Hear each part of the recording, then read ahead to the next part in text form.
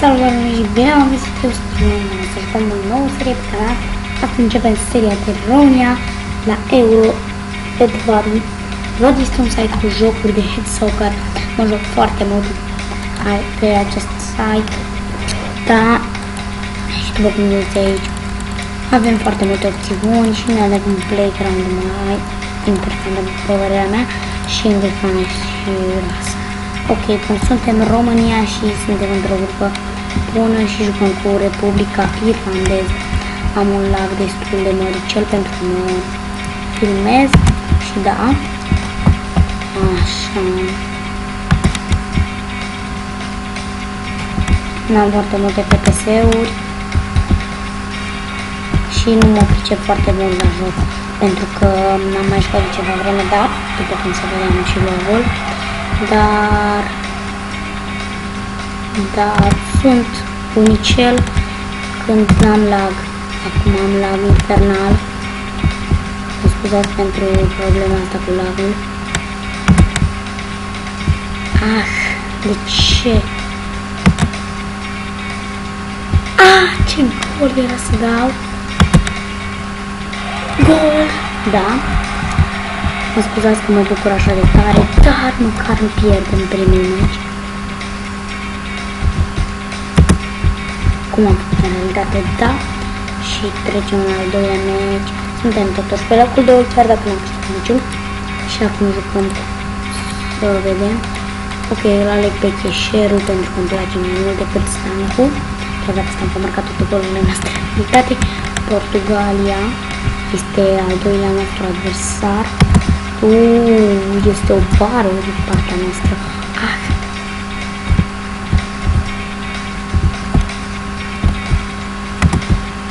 Este un șut important. Nu, ce-am făcut aici? Da, am sărit degeaba. Dar totuși...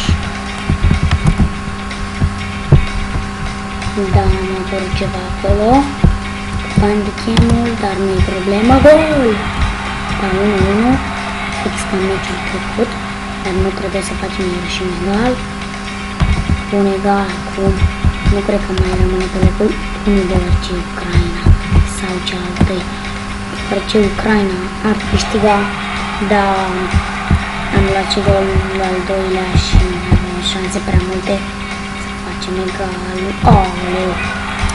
3-1. Oameni buni, în ultimul loc, nu avem șanse, doar dacă nu reușim să batem Ucraina, pentru că nu prea sunt șanse ca Irlanda să câștige împotriva Portugaliei.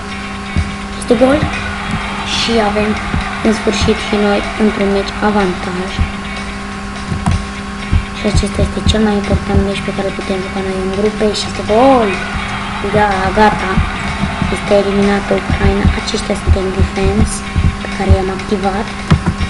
Ajută ca jocul să fie mai greu.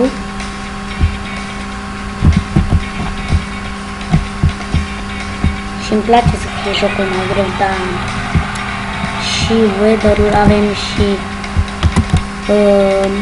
vânt, după cum se vede aici, 3 metri spre poarta mea.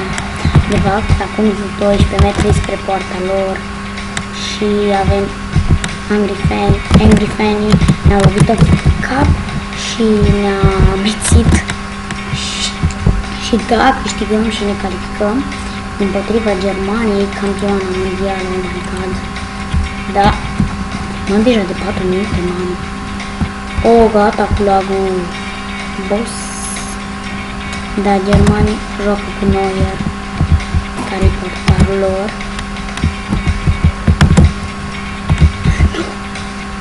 Nu, da, ce perfect gol. Da, e excelent. Putem să ne calificăm, poate. Și da, avem mari șanse să ne calificăm. Putem elimina Germania. Dar s-au dus șansele de a elimina Germania.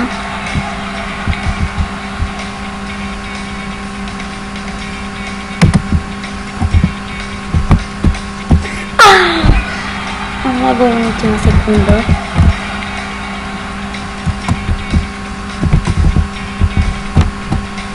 Gol! Da. Mă rog, nu chiar ultima secundă, am exagerat.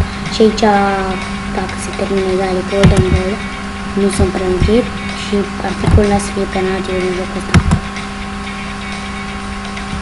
Și este bară.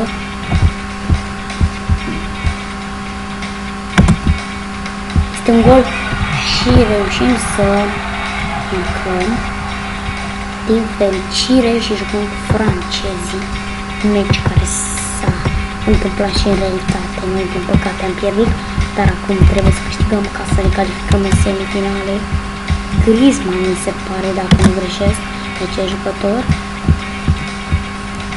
Și îmi place că la Dvadi, că ei fac jucătorii foarte buni. Adică arată cu năsălău și lungimea chestiilor e perfecte, nu văd nicio greșeală pe el. Adică, mă rog, lungimea năsălului nu contează, dar trăsăturile de pe față sunt perfecte. Da, cred că le-a luat ceva timp și anul acesta n-au făcut toate ligile care le-au făcut și anul trecut. Au făcut mai puține Champions League, Bundesliga, Liga BBVA și Liga Angliei, mi se pare. Și dacă nu știți, Liga BBVA e Liga Spaniei.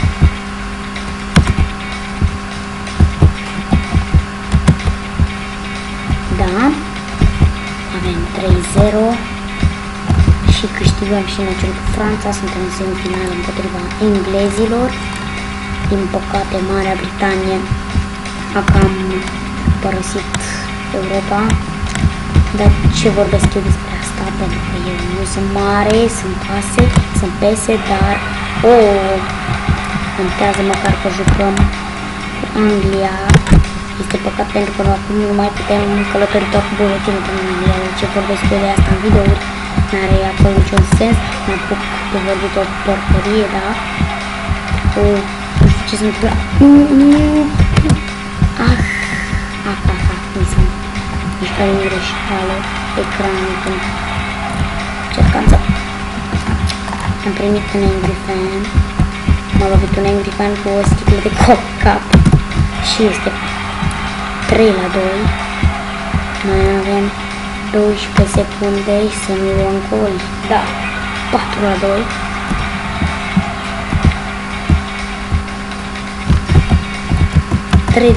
Și final de meci, suntem în final împotriva Belgiei, care a bătut oameni buni.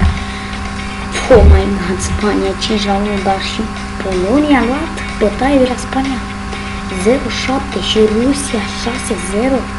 Da, mi se pare cam rău. Da, și Belgia în timpul ei a bătut Cehia cu 4-2, Portugalia cu 4-3, Spania cu 5-1 și acum jucăm împotriva lor, da? Lăsăm Eurifan ca să fie mai interesant. Mutăm un pic asta și continuăm jocul. Și este gol. Da? Ai, de ce? Și este 1-1. Finala noastră de european. N-am reușit să facem în realitate, dar aici putem să o câștigăm. Este gol 2-1. Noi 29 de secunde, dar se pare că suntem pericol de la al doilea gol și luăm, îl primim, mai bine zis. Adversarii noștri marchează, dar și noi putem marca al treilea gol. Cine zis că nu este posibil și suntem foarte aproape de a câștiga finala europeanului 2016. Și este final, suntem campioni, da, și mă rog, n-am mai prestat foarte mult timp, știu, îmi cer scuze, dar nu contează și, dar n-am mai avut timp, da, și cam atât și cu acest episod. Sper că v-a plăcut. Dacă v-a plăcut, să apăsați butonul de like și ne revedem episodul următor. La revedere!